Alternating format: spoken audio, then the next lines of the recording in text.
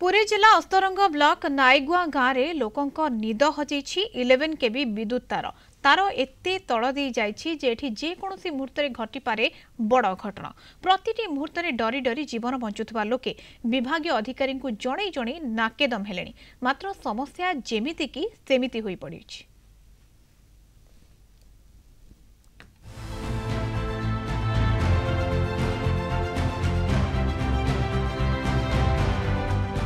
ग्रामांचल में उच्च क्षमता संपन्न विद्युत तार कम उच्चता दे तार जाइछि।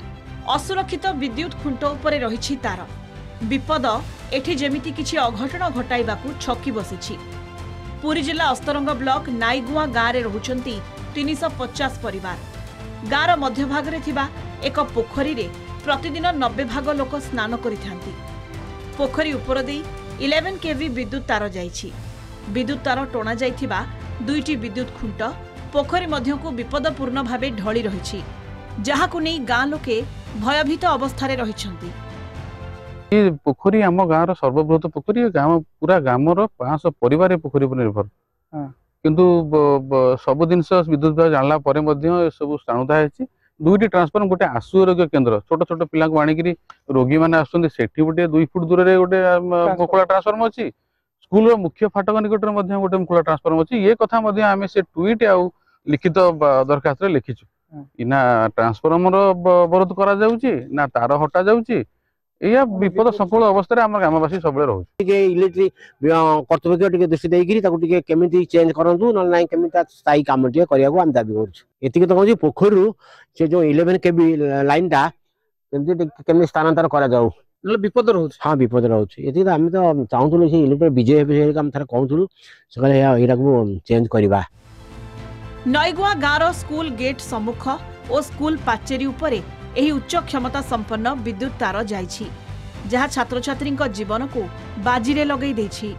डर एठी पछे पछे गोड़ाउछि। पोखरीर उभय पार्श्वरे दुईटी उच्च क्षमता संपन्न विद्युत ट्रांसफॉर्मर रहिछि, जहाँ संपूर्ण मुकुला। ग्रामर मुख्य रास्ता कड़े एही ट्रांसफॉर्मर रहिछि। गोटे सरकारी आयुष्मान आरोग्य केन्द्र ठारे मुकुला अवस्था रहिछि। अन्यटी लोकों बाड़ी रे मुकुला अवस्था अच्छी। एठी भी अघटन घटिबा आशंका रही। गाँ लोके एने विभागीय अधिकारी जणाइछंती, मात्र एजाए किछि भी प्रतिकार करागलानी।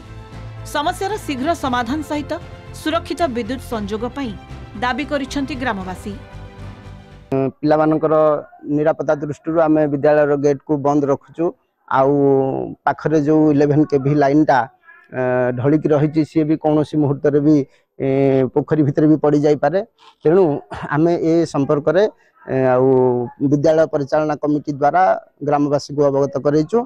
आउ सुरक्षा जदि 11 केवीटा अन्यत्र जदि स्थानांतर हुआ ताहले निश्चय विद्यालय किसी उन्नति होता। हठात कि आसवे एवं खुंटी पड़ करंट रू से मृत्युवरण हो कारण छोट पिला होती आम देशर भविष्य एवं गाँ लोक बहुत विपज्जनक अटे। पोखरी भितर पड़ी जदि हठात पोखरी भितर पड़ तेज करंट आराम से माछ मान मृत्युवरण कर ग्रामवासी माने जेमिति गोटे पदक्षेप नहीं समाधान करने उचित। एने विभागीय अधिकारी प्रतिक्रिया मिली पारि नाही। पुरी जिला अस्तरंगरू लोकनाथ स्वाईं रिपोर्ट, कलिंग टीवी।